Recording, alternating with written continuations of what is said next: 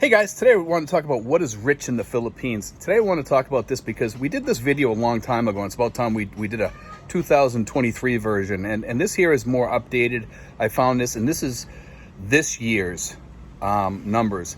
Unfortunately, it doesn't break down the poorer classes, like lower poor, middle poor. It doesn't do that for some reason. Anything below 36.4, it kind of considers like your lower middle to poor. Okay, so we'll just go off of that. It's pretty hard living over here in a family off of anything below 36.4. It just is. It's not easy. People do it every day, but it's not a good living. Most of the people don't have vehicles. If they do, they have a motorcycle or something like that, a used motorcycle. They live kind of rough. But as we compare this, remember, we're 56-1 at right today, just right around 56 pesos to every $1. So you can divide this by 56 and you can put it into dollars. Okay, now middle class, it starts at middle. Okay, so middle class is 36.4 to 63.7.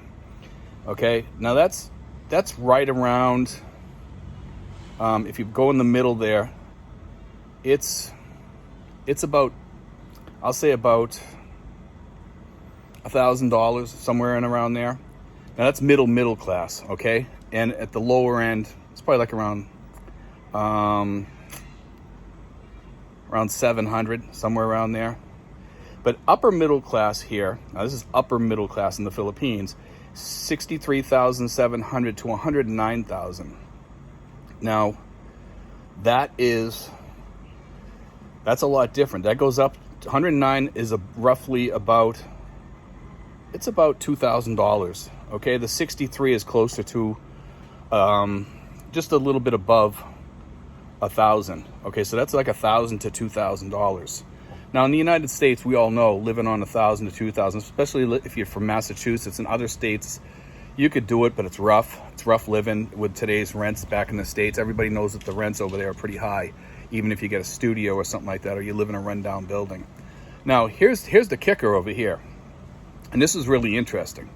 High class or upper class, okay, is 109,200 to 182,000. So that's like 2,000 to roughly 4,000, just a little bit below 4,000 is considered upper class. Now, upper class over here is totally different. You're not driving around in Rolls Royce. You're not living like Donald Trump. You're living a lot different. It's a different style of living. So for, what is rich in the Philippines, I don't consider that rich over here. I mean, most expats over here live in probably the upper class end, and I wouldn't consider that upper class as in like Donald Trump style living or anything like that. I'm sure there's the super rich, which is totally different. And we have that over here too. We have a lot of very wealthy people that are just as wealthy as Donald Trump and Elon Musk and stuff like that. Now, keep this in mind. Over here, richness is totally different than the United States, because over here, people live totally different. A lot of expats don't take this into consideration. You cannot say, well, if I go over there, I'll be in the middle class, or I'll be in the upper middle class, even on my social, my social security, whatever. You can't say that, because these people live different than you do. They're living on rice and beans, or rice and pork, or rice and chicken, and they're living on Asian foods that are very, very cheap. They eat different. They eat a lot of stuff off the land, off the trees. It's just kind of funky the way that they live. They can live on food for probably $100 a month, where the average American probably can live off it for like $300 a month, because it's just the way they live, unless you're used to living on Filipino foods and stuff like that. It's a different style of living, totally different style of living. In upper class over here, to live on, 2,000 to 4,000, that's the upper class over here. That's why I said that the sweet spot budget that we have is really truly their sweet spot budget. It's about 2,000 to 4,000, and as I say, the sweet spot budget is 2,000 to 3,000 is sufficient over here to live fairly decent. That means you have insurance. That means, and if you get super good insurance or something like that, you're probably going to be closer to 4,000, because you're going to be paying a lot more for some really sweet insurance that will take care of you and look after you.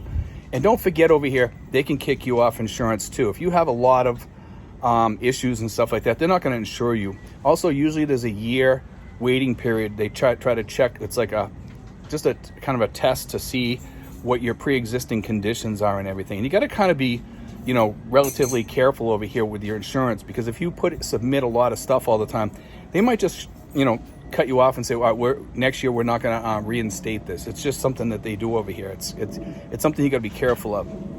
Also, remember, housing over here is different. A lot of people over here, even in the middle class to, well, I would say, even the middle class to upper middle class over here probably have houses. They probably have houses with 2 bedrooms. They tend to overcrowd the houses a little bit different than we do. Kids live in the room with their grandparents, or, you know, and they live in the rooms with the parents sometimes, or they sleep on the floor. They set up cots. It's just a different lifestyle over here. It's not where everybody has their own room. It's a totally different vibe over here, you know. So and when you go into like an upper middle class or something like over here home, it's not like back in the States. It's different, you know. It's some homes are really, really nice, and some aren't as nice as others. I mean, you can live in New Valley, Santa Rosa, fairly reasonable on my sweet spot budget. You could probably live over there on that and live fairly well. You would not be going out to eat every day and stuff like that. You would be at home. You'd have your own pool. You'd have your own food. You'd live pretty well. You'd be living happy, you know. But be careful, guys, not to be fooled by these budgets, because these budgets are Filipino budgets and they're not American budgets. You know, like, don't think, well, geez, I'm going to be upper middle class, or I'm going to be middle class on my Social Security. It's not the same as back in the States. It's all different. You guys are looking at American budgets, and back in the U.S. in Massachusetts, if you were living off of $4,000 or $5,000 a month or something like that, yeah, you'd make it, but would you be really happy? You probably wouldn't be. You probably wouldn't be going out a lot. You'd be making car payments, car insurance. Over here, everything is cheaper. Car insurance is cheaper. Everything's a little bit cheaper. Housing's cheaper. Food is getting a little bit expensive. There are a lot of, you know, American foods are expensive, but housing is relatively cheap over here, almost everywhere. But if you're looking for more Western housing, it's going up fast over here. Things are catching up over here. It's becoming more Westernized over here. I noticed the other day there's pizza places everywhere now. We got Greenwich Pizza, we got Angel's Pizza, we've got pizza at Kenny Rogers now, we've got Shakey's Pizza. We got pizza everywhere, you know, and it's, you know, it's becoming more Western, like back home. The only thing we don't have over here is sub shops and things like that, which I wish we did have. We do have Subway over here, and Subway's actually pretty popular. But what's funny is, you know, we don't have like regular sub shops like Greek foods, you know, like Greek sub shops or Egyptian sub shops or Italian sub shops. We don't have that over here like we do back in the States, and some of us miss that. The other big thing over here is seafoods are a lot different. You know, things like that are different. But anyway, to get back to budgets, remember, what you eat is going to make all the difference. If you eat Filipino style over here, you live Filipino style, which is rough. It's living rough. It's living different. You can live on these lower budgets. And, you know, on most of these budgets, that, like I say, the 2,000 to 3,000 sweet spot budget that I always talk about, a lot of people say, well, Steve, you can't live on that anymore over there. You can't do it. We got people over here that are living on 500, 800, but they're living like crap.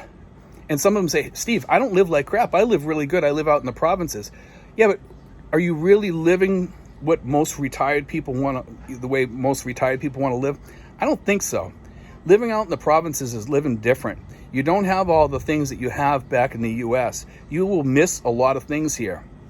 Even living where I live here, I miss a lot of things. I miss a lot of things here, and you would too. So remember, in your budgets, guys, when you come over here, don't go off what I'm showing you here and say, look, I'm going to be super rich over there on $5,000 a month or $4,000 a month or $3,000 a month. You're not going to be super rich. You'd be doing really well. You'll live really well over here.